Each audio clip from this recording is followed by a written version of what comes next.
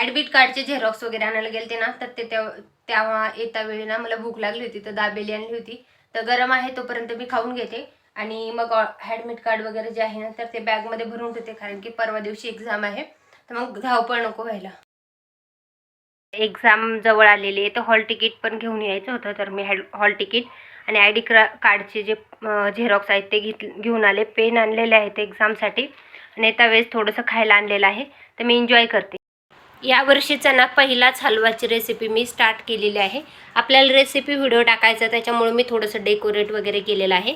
तर या वर्षीचा पहिलाच हलवाची आजची रेसिपी असणार आहे. आजच्या जेवणामध्ये सॉर्टेड असणार आहे गाजराचा हलवा आणि मेथीचे पराठे. तर मी पुढचं तुम्हाला कंटिन्यू करत असेल, पण आता आपण रेसिपी बनवून घेऊया. हलवा जो आहे ना तो बनवून तयार आहे. थोडासा जो आहे ना ग्रेव्ही टाईप जो असतो ना, तर थोडंसं लिक्विड टाईपमध्येच ठेवलेलं आहे, म्हणजे टेस्टी लागतो. खूप घट्टसर मला आवडत नाही.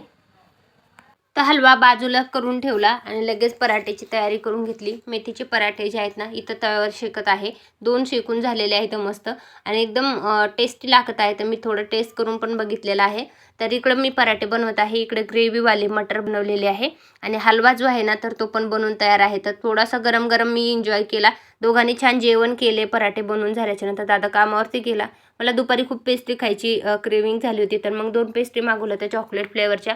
पेस्ट्री एन्जॉय केली आणि मग नंतर दिवसभराचं काम केलं. त्यानंतर संध्याकाळच्या जेवणामध्ये बनवले होते मस्त अशी लुसलुशीत चपाती आणि आजच्या जेवणाचं सॉर्टेड जे होतं ना तर ते एकदम सिम्पल होतं.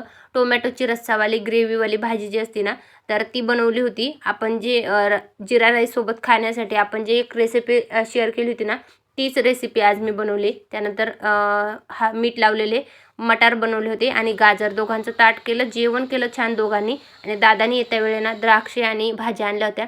तर बघू शकता यावर्षीचे पहिले द्राक्ष आपल्या घरी आलेले आहेत. तर दादाने 3 किलो द्राक्षे आणले. तर ग्रीन कलरचे 2 किलो आणि ब्लॅक कलरचे 1 किलो, असे 3 किलो द्राक्षे आणलेले आहेत.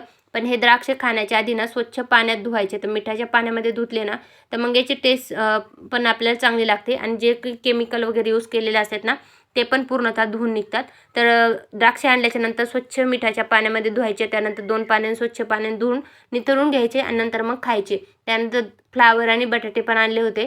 तर मी हे द्राक्ष जे आहेत ना ते स्वच्छ धुवून घेतले, साईडला केले. जे गळालेले द्राक्ष आहेत ना ते एका प्लेटमध्ये काढून घेतले आणि मग पाणी निथरण्यासाठी ठेवून दिले. तर तुम्हाला ब्लॅक का ग्रीन द्राक्ष आवडतात ते कमेंटमध्ये नक्की सांगा. तर बघू शकता एकदम ताजे ताजे आणि खूप स्वीट आहेत. तर हे आहेत ब्लॅक कलरचे द्राक्षे आणि जे आपले ग्रीनवाले असतात रेग्युलर, हे बघू शकता. यावर्षीचे पहिले द्राक्षे जे आहेत ना तर ते आणलेले आहेत. टेस्टी आहेत. तुम्हाला पण द्राक्षे खायला आवडतात का